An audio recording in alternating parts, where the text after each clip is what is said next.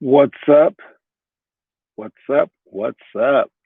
Hey, in the back seat of my car again because I got the court right here, so I can just flip it around if I need to. Again, let me know in the comment section if you want me to talk about basketball stuff. I will be talking about basketball stuff, but let me know if you have any questions about any kind of drills. I can show you right now. Going over our book, Limitless Hoops. You can go to limitlesshoops.com to pick up a copy of our one of our books. We have a book per grade level, first through 12th. We have a 3 to 6 year old book, but that's just more stories and stuff like that. For the first through 12th grade books, it's filled with drills that you can do every single day. It's filled with challenges. It's filled with stories. It's filled with movies that you can watch. It has everything that you could possibly need. And I assure you that if you try to do this thing, one, you'll make the NBA. Like if you do every single thing, or like you'll make at least like D1. Depends on your height, stuff like that. But if you're of a sound height, like let's say that you're 6 feet tall, semi-athletic, and you do these drills every single day as hard as you can possibly do them, and you follow the book to the T, then yes, you'll make the NBA. All right. But again, that's like, if you're a decent height and semi-athletic. But how many decent height semi-athletic people are there in the world? I think that the average height for a man is 5'8", but there's a lot of short people. So I would say out of people just in America, we have 300 million people here in America. Half of those are guys, so 150. And if half are short and half were of age, let's go ahead and lower that down to 25 million people. There you go. One of 25 million, I can get 25 million people in the NBA. I can make 25 million people who are Americans make the NBA by following this book. Now, I lowered the numbers because, some of you guys are too short. I lowered the numbers because some of you guys aren't athletics. I lowered the numbers because some of you guys are women. They don't take women in the NBA. Some people are too young. So the people who aren't within the age range of 18 to about 35, they can't make the NBA, right? So out of just those people, yes, that's still a lot of people, though. All right. And for those of you guys who are outside those demographics, like let's say that you're not athletic or that you're a little short, D1 is still an enormous goal. All right. And if you follow this stuff every single day, yes, then you can do it. That is one guarantee. One guarantee that yes, you can make the NBA. Second guarantee is you ain't doing this, man. This is too hard. It's way too much, dude. This is crazy stuff. But with that said, at least you can have some fun trying to do it, okay? And then whatever level that you're on, it only makes you better, all right? What's up, Leandre? So if you try this stuff, it'll make you better. Will you be able to do it? No, probably not. And if you could do it, chances are you're probably already that player to begin with. So it's a little catch 22 in this regard because the players good enough are already doing stuff like that. I'm kind of outside. I'm half inside, half outside. But I'm gonna step more outside in a second. All right. So, anyways, I'm gonna show you guys some drills today. I'll talk about like 1 out of 6 of them. If you want me to talk about more, just ask me. I'll step out and do it. All right. I like to practice. I like to perfect my craft, and my craft right now is no longer basketball playing. My craft is basketball teaching. So I do like to perfect my craft every single day. Let's start with the quote of the day. The quote of the day is mistakes are proof that you're trying. All right, mistakes are proof that you're trying. So if you're not going fast enough, you're not trying. All right, if you're not making mistakes, then you're not going fast enough. So if you're not making mistakes, then you're not trying hard enough. All right, so make sure that you go beyond your comfort zone and into a realm where you're truly expending energy. All right, and I was thinking about comfort zones, and basically, if this entire program were about dunking, let's say that the only thing that we were focused on was dunking. All right. And the goal, all your goals in life were the basketball goal. Right. I would give you a height that you couldn't reach.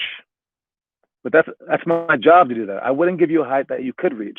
Because if I gave you a height that you could reach, you would just jump up and touch it and say, oh, I'm finished on day one. Thanks a lot, coach. No, my job is to give you a height that you can't reach. So I'll give you a height about 2 inches higher than you can reach. and you'll continue to jump, jump, jump, jump, jump, and eventually you'll make that height.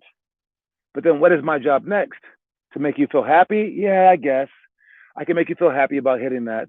Maybe we can celebrate for like a day, maybe like a minute. But then my next job is to raise it up even higher. Then when you reach that, raise it up higher. All right. Now I admit I do a lot more than just 2 inches at a time. In my program, we do about 10 inches, and I'm like, jump and go get it. And I know that like if it was just a little bit out of your range, then yeah, you would try harder. So there's some balance in that. Maybe I need to back off some of you guys because some of you guys can see the sky and jump for it. Other people need to see it like right beyond their fingertips, and other people just need to tap it or they won't move at all. If you need to just hit your goal every single day, then you're not going to be that great. And if you can strive for things just beyond your grasp, you're going to be pretty good. But if you can reach for the sky, even though you're nowhere near it, and try so hard, just as hard as this person did, you're going to be amazing. So I'm giving people a chance to be amazing. All right. So anyways, let's start with the workout stuff. Numbered scissor shots is a drill where we go scissor dribbles, and then coach is in front with usually 5 people out there, but he can do it with just you. So if you're number 3, he gives everyone a different number, and he flashes fingers up like this. You have to keep dribbling in between your legs until he puts out your number. All right, and right there was your number. So when he puts out your number, you need to shoot the ball. This is a shooting drill. It's also a ball handling drill, but it's also a vision drill to keep your eyes up. And normally coaches put up like things like this, and you have to call out the number. I like this drill because it also mixes in shooting. Next one is pick and roll slip. That's if they show too early in the pick and roll, the screener slips to the basket, and we have to make that pocket pass inside hand from our knee level and in between the 2 defenders. So yet we have to be away from the screen to be able to make that pass on the dime, on the money, leading them for a layup. Then we have 2-ball dribbles. That's all of our 2-ball dribbling drills. You can look under the at Limitless Hoops. You can go to the challenge section and click on. Oh, you can go to the challenge section and click on the dribbling dojo. It's under the drill cards, or you can go to the Limitless Hoops and click on the video section. No, I'm sorry, the drill section, and you can type in 2-ball dribbles, and that will show you a video with some dribbling drills. So you can get either way. You can get a whole bunch of dribbling drills done. Under the chair dribbles, it's a good one where you want to dribble as low as you possibly can. That might be the one that I'm going to talk about. I'm going to talk about the next one. So under the chair dribbles, you dribble as low as you can with the right hand. Make sure that you're moving just your wrist, and then the left hand, make sure that you're moving just your wrist. And you want to switch every 15 dribbles or so. Last, then curl jumper series. That's the one that I'll talk about. And then 1-on-1 high post flash. That's where we start from the post and we sprint up to the top of the key, and we're looking for the ball. Whether you get it or not, you're occupying the defense. If you get it, we want you to be able to do some moves off of there. So we would, for this, we would have you guys play off this. So we're going 1-on-1 high post flash. So we're going to spin the ball out, sprint to the free throw line from the block, and then play 1-on-1 with, I say 3 dribbles max, but you can go lower than that. I mean, you really just only be taking 1, maybe 2 dribbles. All right. Anyways, let's talk about the curl jumper series. All right. I worked out Dylan and Ian today, and I talked to them both about this because to me, they're both so lazy. They go so slow. But then I started thinking about it, and that's to me. I mean, they're kids. They're little kids and not high-level basketball players. So it's different. But in my mind, I think that they should be high-level basketball players, and I think that they should act like they're not kids because I can't see it any other way now that I've started, right? So it's like when you see kindergartners playing with Play-Doh. You're like, dude, shouldn't you be like doing some kind of math? Like nah, they're little kids. And that's why the majority of basketball players are just little kids. They're not going to be good. All right, so we have to strive to not be little kids. So that's why I'm here. I'm here to tell you the way that little kids do it and the way that you should be doing it. All right, so I told them both this one thing. I said, when you shoot jump shots for practice, it needs to be like you shoot for the games. And when I did these, my foot would always hurt. My toes would hurt. And I did it when I was younger. And that's probably why I can replicate that for the games.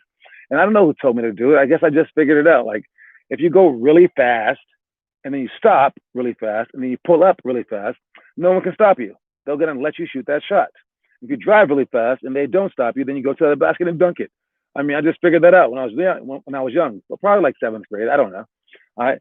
So when you shoot shots, you can't go slowly. So I'm going to show you the shots that they shoot, and I'm going to show you the shots that they should shoot. And again, this would always hurt my toe when I was growing up, like a lot. And I would hear squeaks, and I would try to like dig into the ground. So like if the ground was like mud, oh, there would be like a huge divot. I mean, it would be a huge mountain of like dirt piling up because I would just be digging in.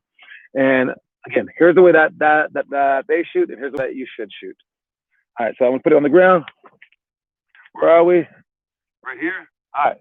So for the jump shots that they shoot, they do it comfortably. So they're like this, and then they shoot.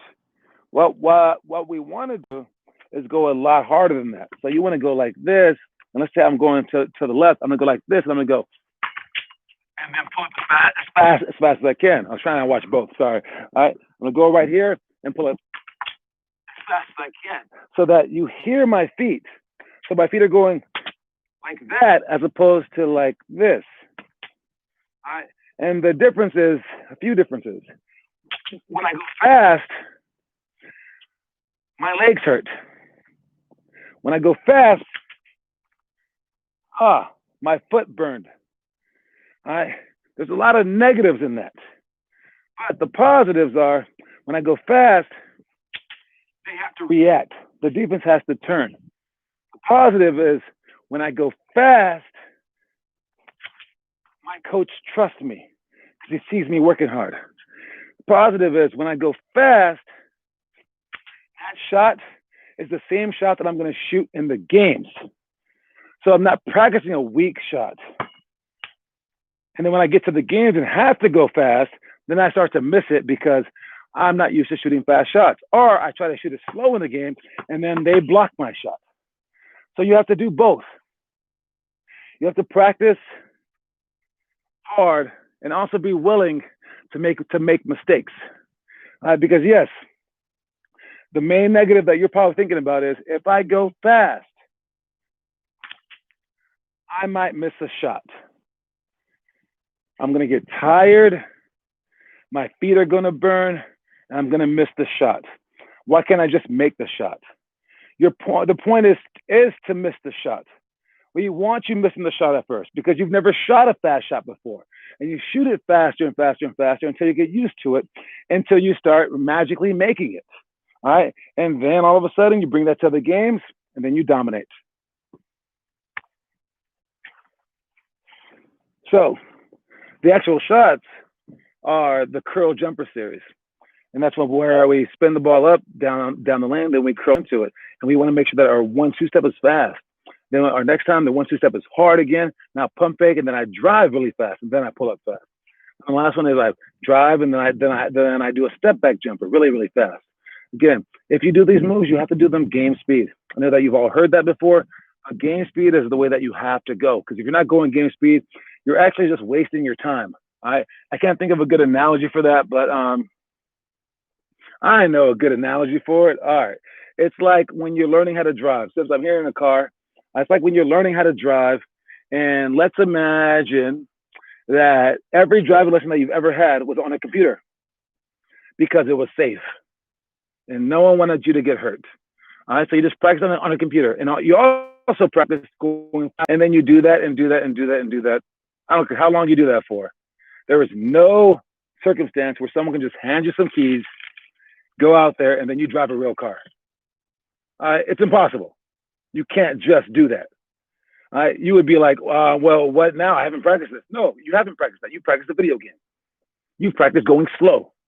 So you need to practice the actual shots that you're going to shoot in the games. All right. And if you played the real game like a video game, like the car with the video game, you're going to die.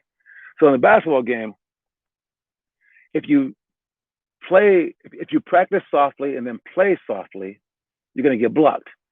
If you practice softly and play hard, you're not going to be used to it, and you're going to miss shots. So the only thing that you could do is to practice hard. All right, let's move to the next ones. We have middle school. Hold your follow through or push-ups. 1 minute shots, 8 to 14 are run. All right, and diagonal pro hops, direct Euro step, a cat, direct Euro step, pick and roll, drive to shoot, hurdle, reverse layup. Which one do I want to talk about? Let's talk about the direct Euro step. All right, so for this one, I guess I'll just walk you through it. Let's do it. Here's the direct Euro steps.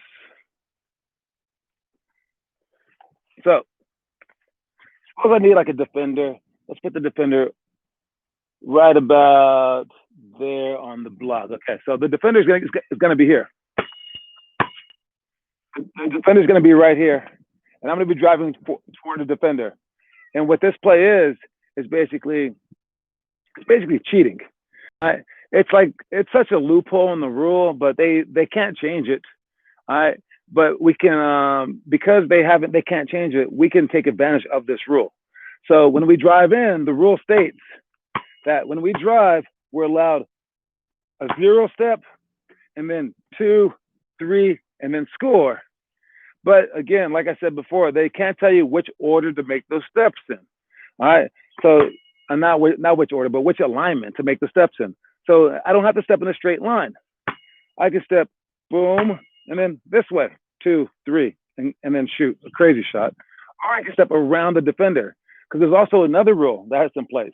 Once I take that dribble and I pick up the ball, the defender is no longer allowed to move. So I'm running in a straight line. The defender's standing right there. I don't have to run in a straight line. And he is allowed to and he isn't allowed to move. I can move. He can't move. So why are we ever getting in charges? All right? He is not allowed to move. He is like a tree, and I'm allowed to move by the rules once I take that last dribble. All right. So as I dribble in, I go 1. And then since he can't move, I'm going to go around him right here. 1, 2, and then shoot my shot.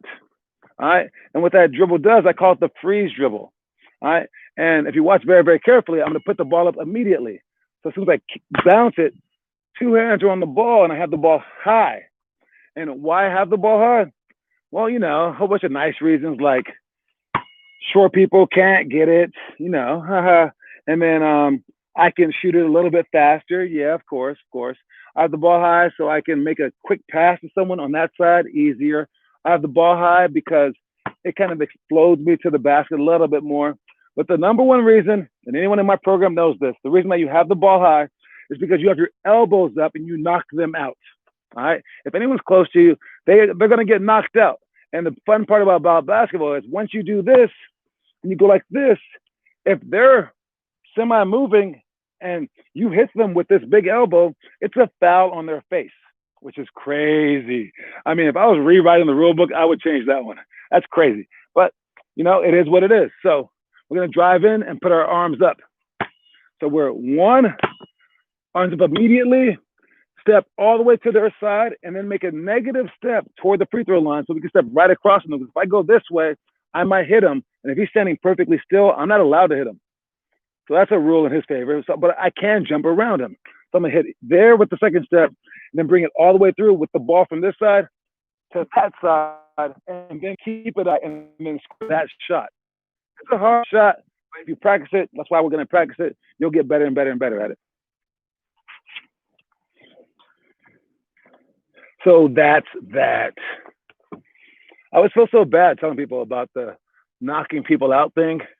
Well, listen, I swear to you, dude, like any baller who is doing good balling-like moves, and they hit you as like a non-basketball player in the face, they knew exactly what they were doing. All right? They're not sad about it at all. And when it happens, no one ever blames them. The ref doesn't call a foul on them, probably calls a foul on you, and you probably don't even hate them. You're just like, oh, I kind of suck, right? So for the non-ballers, maybe if you're not doing that kind of stuff, for you to do it back to people, it's not a bad thing. No one blames anyone for it. All right. You're just going in like this. Now, I have been blamed in the past, but I've been blamed by a whole bunch of non-ballers. Anyways. All right. That's that. And those are the middle school drills. Next up is the high school drills. We got this is the ones that we did for Dylan. Got overhead board passes, drive, left, right, pass, high, low. On ball defense, ball jump with face cut, Kobe post move, double bounce series. Okay, for this one, it's a weird one. I'm gonna talk about the overhead board passes. I'm gonna show them to you real quick. Then I'm gonna have to talk about it. All right, so overhead board passes. We got that right there. I'm gonna get to about the free throw line right here. I take the ball over my head, pass it like that, and then get it back. Gotta be accurate, strong, step forward, and pass the ball. Now, obviously, I can get further back because I'm stronger. I just don't want to go out of frame. I mean, heck, I could be way over here, but you wouldn't see me. So trust me, I can get back further. But for you guys, you have to get closer. If you have to get closer, you can do it right here on the side, and just go right here. When you go, make sure that you step forward too with the leg, step forward at the same time. All right, people really good at this are soccer players, because they're always throwing in what are they called, side outs or something like that, throw ins, toss ins. Let me see, soccer, it went out of bounds. Hey, do your chuck in. I don't know what it's called, but yeah, it's called something. Freaking soccer, football. All right, and that's what they do. And when you do that, you're making your triceps stronger. All right. And you're also getting the timing in so you can whip the ball. And if you do it a lot, you don't even need strength to do it. And the cool part about this is one of the best players of all time doing this is named Moses Malone in the 80s. And from the free throw line, he could turn around and hit the backboard 9 out of 10 times, they said. Hit the opposite backboard, just over his head, 2 balls.